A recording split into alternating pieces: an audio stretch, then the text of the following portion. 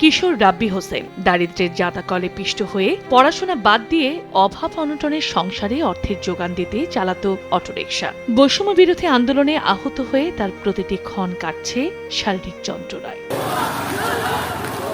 ৫ August সরকার পতনের সেই ঐতিহাসিক মুহূর্তে অন্যান্য সবার মতো আনন্দ মিছিলে যোগ দেয় মৌলভীবাজারের রাব্বি। কিন্তু অতর্কিত ছোড়রা গুলিবর্ষণে তার শরীর মুহূর্তেই ক্ষতবিক্ষত হয়ে যায়। মুমূর্ষ অবস্থায় উদ্ধারের পর বেঁচে গেলেও একটি চোখ গুলির আঘাতে নষ্ট হয়ে যায়। গুলিবিদ্ধ অপর চোখটির অবস্থাও ভালো নয়। সুচিকিৎসার অর্থাভাবে অসহ্য যন্ত্রণায় পার হচ্ছে প্রতিটি মুহূর্ত।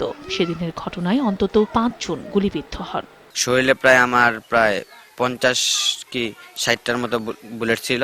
কিছু বুলেট আমি নিজে, আমার উপরে যেগুলো ছিল আমি নিজেও কিছু বের করছি, মেডিকেল থেকেও কিছু বের করা হয়েছে। চিকিৎসার খরচ মনে করেন ওই সময় আমাদের কাছে এত টাকাও ছিল না। আমাদের এলাকার কিছু মুরব্বি আছে, তারা আমাদের ট্রিটমেন্ট চালানো অবস্থায় তারা টাকা আমার আত্মীয় স্বজনদের থেকে মিলিয়ে ওইখানে চিকিৎসার বিল দেওয়া হয়। রাব্বি ছাড়াও এমন নির্মমতার শিকার আরো অনেকে। নিষিদ্ধ সংগঠন ছাত্রলীগ ও যুবলীগের নেতাকর্মীদের হামলায় অনেকের রক্তে রাজপথ হয় রক্তাক্ত।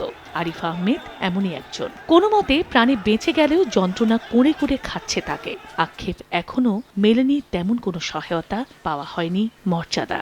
আমার আব্বু কৃষক, কৃষিকাজের পাশাপাশি আমরা ফ্যামিলি চলে। আর আমি পড়ালেখার পাশাপাশি ছোট একটা জব করতাম, যার কারণে আন্দোলনের পর থেকে জবও যাইতে পারছি না। ফ্যামিলি খুব টানাটানি অবস্থায় আসলে চিকিৎসা করানিও তেমন একটা যান না, আর যতটুকু করানি যার ততটুকু চলছে। হতাহত পরিবারের পাশে থাকার আশ্বাস জেলা প্রশাসনের। যদি কোনো আহত তালিকা যদি আপনাদের কাছে থেকে থাকে, তাহলে সেটা হচ্ছে আমাদের সিভিল সার্জন মহোদয় আছেন, অথবা আমাদের জেলা প্রশাসনে ডকুমেন্ট সহ দিবেন। আমরা সেটা যদি যাচাই বাছাই শেষে আমরা সেটা অবশ্যই উপযুক্ত হলে সেটা আমরা অন্তর্ভুক্ত করব। জেলায় শতাধিক আহতদের মধ্যে গুলিবিদ্ধ ১২০ জন, আর বিভিন্ন পর্যায়ে এ পর্যন্ত ২৬টি মামলা হয়েছে। সময় সংবাদ, মৌলভীবাজার।